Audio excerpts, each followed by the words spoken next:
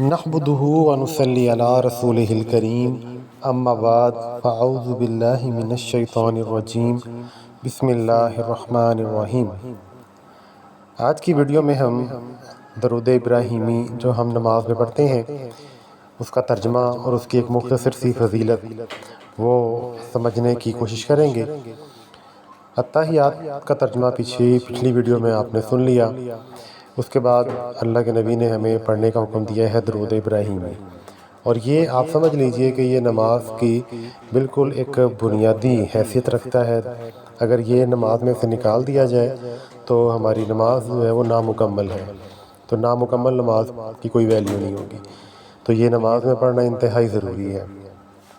تو اس کا درود ہے کون سا اور اس کا ترجمہ کیا ہے، پہلے یہ آپ سماعت فرمائیے کہ اللہم صلی علی محمد وعلی آل محمد کما صلیت علی ابراہیم وعلی آل ابراہیم انکا حمید مجید۔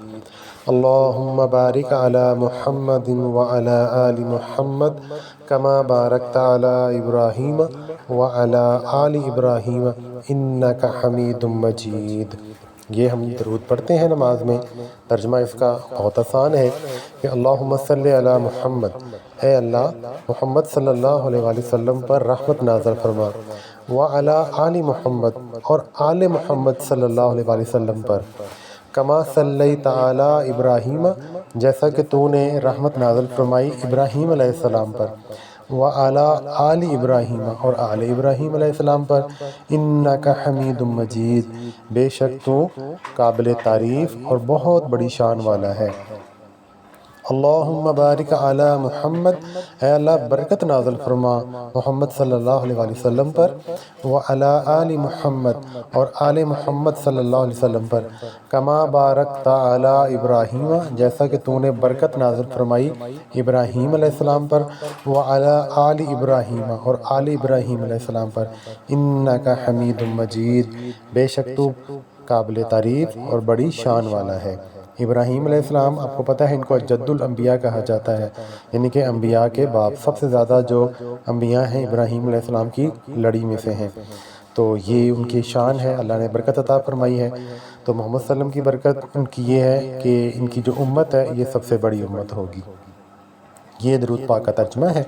اب اس کی فضیلت کے حوالے سے چند ایک باتیں میں آپ کے سامنے رکھتا ہوں کہ ایک تو ہم سب نے پڑھا ہوا ہے کہ جو بھی اللہ کے نبی پہ درود پڑھتا ہے تو ایک مرتبہ درود پڑھنے سے اللہ تبارک و تعالیٰ آپ پر 10 مرتبہ اپنی رحمت جو ہے وہ نازل فرماتا ہے۔ تو یہ ہمیں معمول اپنا بنانا چاہیے۔ تو اس لیے ایک دفعہ اللہ کے نبی سجدہ کر رہے تھے، کافی لمبا آپ نے سجدہ کیا۔ جب سجدے سے آپ اٹھے تو ایک صحابی نے آپ سے پوچھا کہ اللہ کے رسول آپ نے اتنا لمبا سجدہ کیا ہے تو کیا دعا مانگی ہے آپ نے؟ تو آپ نے فرمایا کہ میرے پاس جبرائیل علیہ السلام وہ تشریف لائے تھے اور انہوں نے مجھے یہ خوشخبری دی ہے کہ جو بھی آپ پہ درود پڑے گا تو میں اس کے لیے دعا کروں گا۔ سبحان اللہ، جبرائیل علیہ السلام جو فرشتوں کے سردار ہیں وہ درود پڑھنے والے پر کے لیے دعا کریں گے، اور جبرائیل علیہ السلام نے فرمایا کہ جو آپ پر سلام بھیجے گا، سلام کرے گا، میں اس کو سلام کروں گا۔ یہ ایک فضیلت بتائی جبرائیل علیہ السلام نے۔ دوسرا اللہ کے نبی نے فرمایا کہ فرشتوں نے یہ بھی فرمایا کہ جب کوئی بھی دنیا میں کسی بھی جگہ پہ اللہ کے نبی پہ درود پڑھتا ہے تو ایک نوری فرشتے جو ہیں وہ درود کو لے کے اللہ کے نبی کے سامنے پیش کرتے ہیں، اور باقاعدہ نام کے ساتھ کہ کنگن پور سے اس بندے نے، لاہور سے اس بندے نے آپ پہ درود پڑھا ہے، تو نام کے ساتھ اللہ کے نبی کے پاس پیش کیا جاتا ہے۔ اللہ کے نبی نے ایک اور اس کی فضیلت بڑی خوبصورت بتائی ہے کہ جو وقت بندہ صبح کے وقت 10 مرتبہ اور شام کے وقت 10 مرتبہ درود پاک پڑھے گا تو قیامت کے روز میں اس کی سفارش کروں گا، اور میری سفارش کی بدولت وہ بندہ جنت میں داخل ہو جائے گا۔ تو ماشاءاللہ سبحان اللہ، دیکھیں کس قدر خوبصورت اس کی فضیلتیں ہیں، ہمیں اس کا معمول بنانا چاہیے۔ اور ایک اور بڑا خوبصورت واقعہ آتے ہیں، ابی بن کعب رضی اللہ عنہ، وہ اللہ کے نبی کے پاس آئے اور کہتے ہیں کہ اللہ کے نبی مجھے بتائیے کہ میں آپ پہ درود جو پڑھتا ہوں کتنا پڑھوں اپنی دعا کے اندر؟ تو اللہ کے نبی نے فرمایا کہ جتنا تم چاہو پڑھ سکتے ہو۔ تو انہوں نے کہا کہ اللہ کے نبی میں پھر آپ پہ اتنا درود پڑھوں گا کہ چوتھائی حصہ۔ درود پڑھوں گا اور باقی 3 حصے اپنے لیے دعا مانگوں گا۔ اللہ کے نبی نے فرمایا ٹھیک ہے، لیکن اگر تم اس کو بڑھا لو آپ کے لیے بہتر ہے۔ انہوں نے کہا پھر آدھا درود اور آدھی دعائیں۔ اللہ کے نبی نے فرمایا کہ اگر تم اس کو مزید بڑھا لو تو بھی ٹھیک ہے۔ تو انہوں نے کہا کہ اللہ کے نبی میں آپ پہ 3 حصے درود پڑھوں گا، 1 حصے دعا۔ تو اللہ کے نبی نے فرمایا ٹھیک ہے، اگر تم اس کو مزید بڑھا لو تو بھی بہتر ہے۔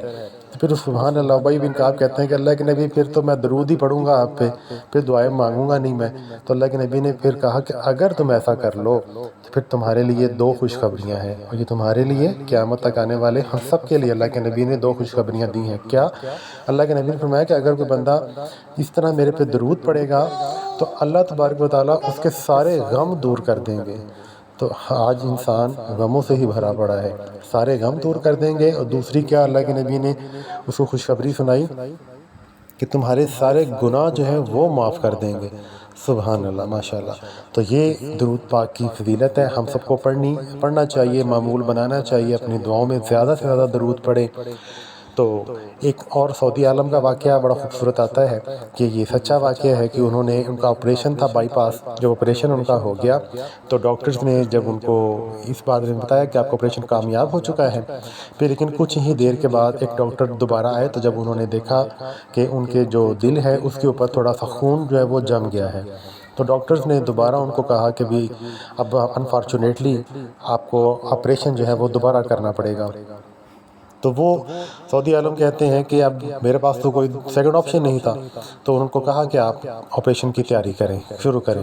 تو اتنے میں وہ عالم فرماتے ہیں کہ میرے پاس ایک نرس کھڑی تھی، اس نرس نے مجھے یہ کہا کہ صلی علی محمد، کہ اللہ کے نبی پہ درود پڑھو۔ تو کہتے ہیں کہ پھر اس وقت میں نے اللہ کے نبی پہ بڑا ایک دل سے درود ابراہیمی جو ہے وہ میں نے پڑھا۔ ایسے موقع پہ پھر ہم اور ایک دل سے دعا کرتے ہیں، دل سے درود پڑھتے ہیں۔ کہتے ہیں کہ جب میں درود پڑھ کے فارغ ہوا، پڑھ رہا تھا، تو ڈاکٹرز کی ٹیم جب آئی تو وہ آ کے حیران رہ گئیں۔ انہوں نے مجھے کہا کہ شیخ آپ نے کیا کیا ہے، جو آپ کا خون ہے وہ نالیوں کے ذریعے نکل گیا، دل آپ کا صاف ہو گیا، آپریشن کی ضرورت نہیں رہی۔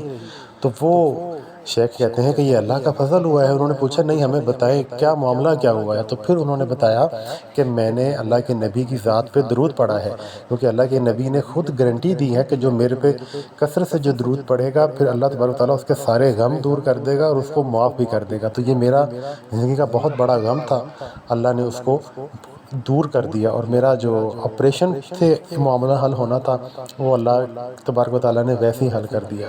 تو اس طرح کے واقعات آج بھی رونما ہو سکتے ہیں اگر ہم اپنے آپ کو یقین کامل کے ساتھ درود ابراہیم کا عادی بنا لیں۔ تو اللہ سے دعا ہے اللہ ہمیں کثرت کے ساتھ درود پڑھنے کی توفیق عطا فرمائے۔ اگلی ویڈیو میں انشاءاللہ ہم درود کے بعد کی جو دعائیں ہیں ان کا مطالعہ کریں گے۔